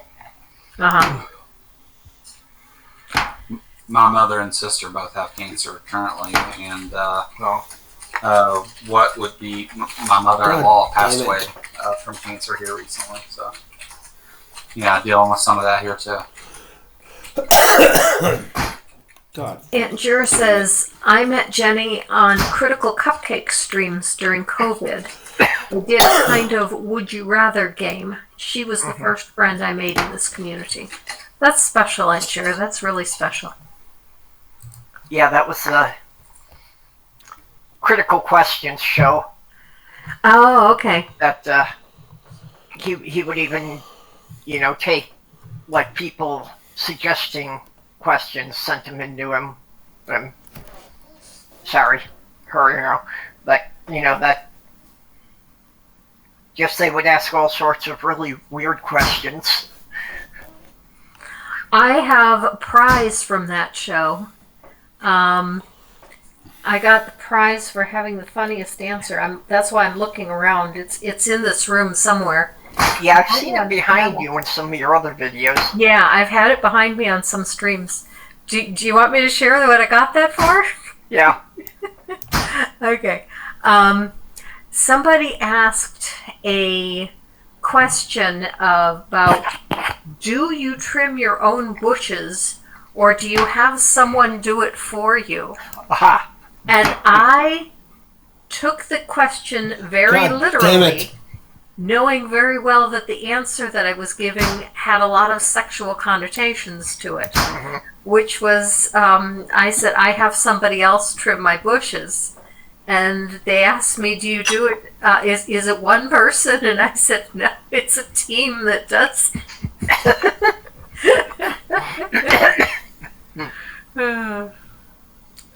Yeah.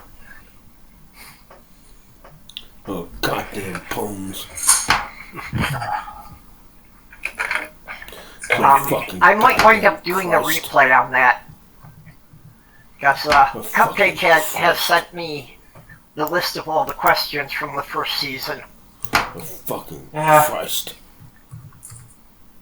So we might do a revival of that, just anyone who would want to be on the panel for that.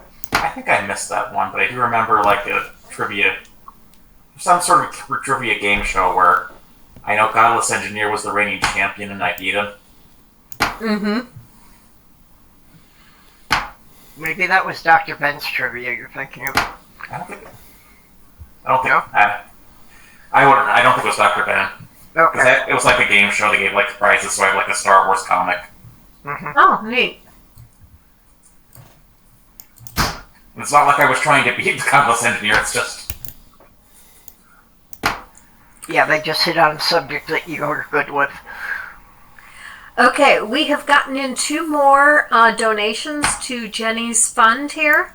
Dr. Ben bought Jenny a coffee, and Detroit Atheist Queen bought Jenny a coffee. That's the way it says on the coffee accounts. It just says that you bought a coffee. So thank you, Dr. Ben, and thank you, Detroit Atheist Queen, for your donations. Yeah, the coffee is probably the best way to get money to Jenny immediately. Mm-hmm. Because I know she can access that through her phone, so... Ah, okay. She should be able to withdraw the money from that account whenever she wants to. That's good. She a fucking Christ. I'm disappointed she didn't make it. I mean, she may not be feeling up to it. I don't know. Fucking goddamn. You fucking Christ. But it would have been nice to have had her here. Well, hopefully she's watching because this is support. Goddamn. This is her stream. It's just would be nice if she was here. I'm also sure she would have said at the beginning, it's like, you have a trans woman here. It's like, why aren't you asking her? You fucking Christ.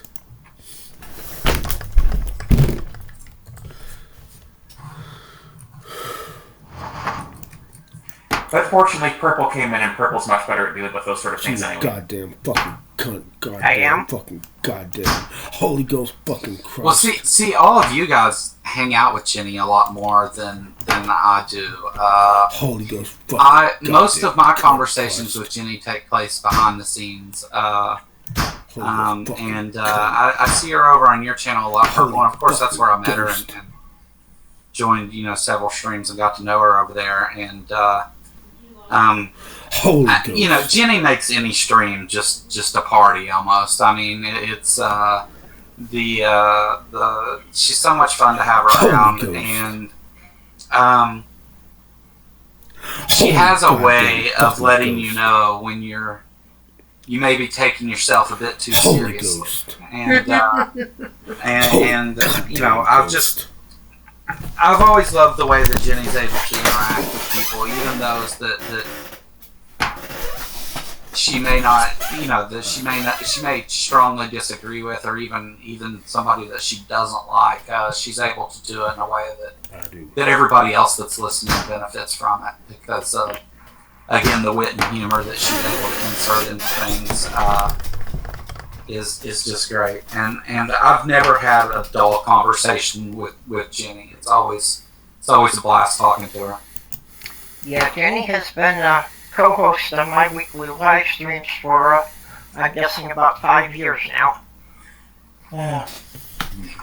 So, given this title, I didn't have this thought. If we asked you stupid Jenny which one of the Golden Girls we'd be in the group, what do you think she'd say?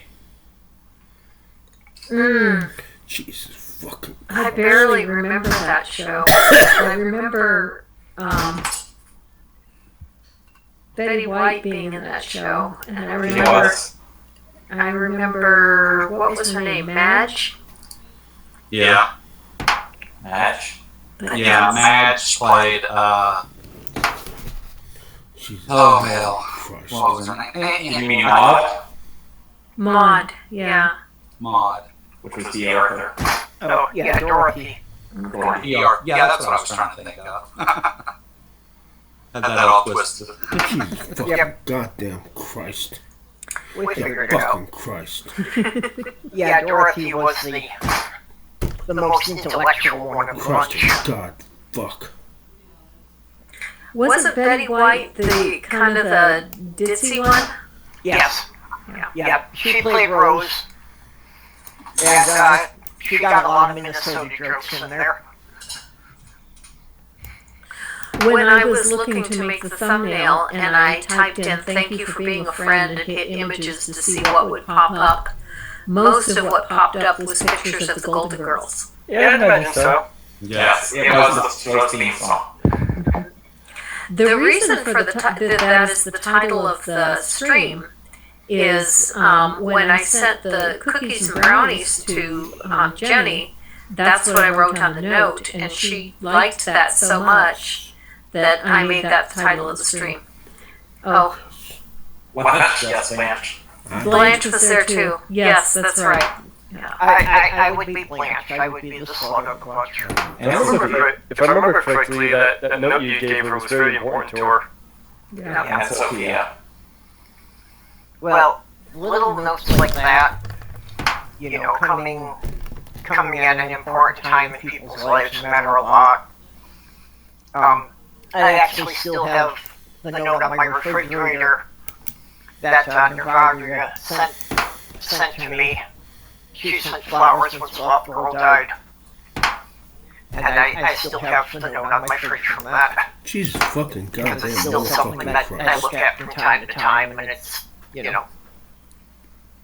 it's just, knowing it's the nature of our community that, we're scattered literally around the world, and that, people will reach out and try to help as much as they can. I tried to send flowers to Jenny also, and the website I was trying to order from, everything I clicked on said that's not deliverable to that zip code. And I finally gave up. I thought, well, maybe it's just too early in the year. I'll wait a little while. Say, if anyone does know where she is, I think the one thing she's been really wanting for, although I personally don't understand, is Popeye's red beans and rice.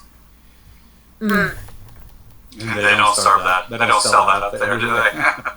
I think she, Purple would have a better idea than I would, since I don't live in Minnesota. We do have Popeyes in Minnesota. I don't know if there's one anywhere close to where she's at now. But I imagine there are many in Minneapolis. Get with me after the stream and we'll make that happen today. I'll have to remember DoorDash. Yeah, we'll send it up there. Well, see, that's the problem as far as me visiting her. She hasn't given anyone an address yet. Okay. As soon as we have that information, get with me and we'll send that up there too. Yeah. For sure. I would like the address too, when you have it. Yeah, we had the last address. We have this one. Yeah. I don't know why she's being a bit stubborn about that, so. She might not know, or... Yeah. I mean, I can't imagine she's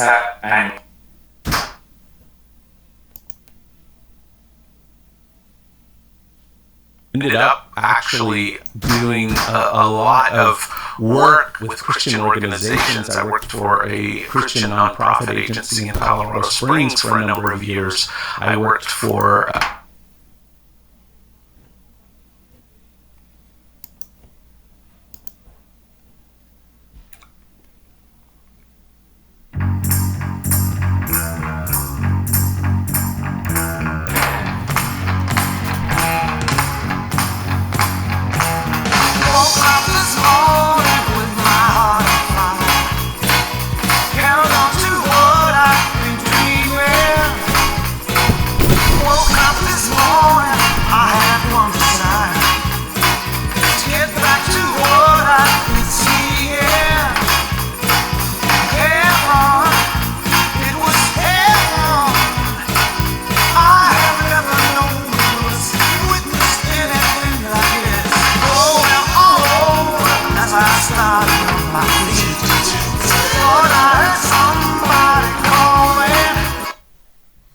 God fucking damn it.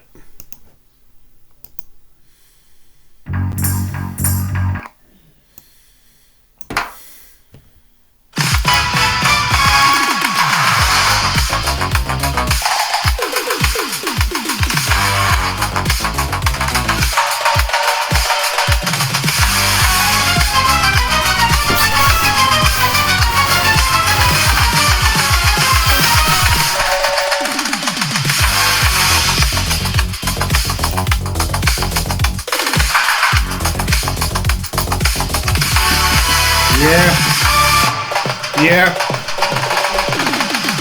Okay. Yeah, I think that's it.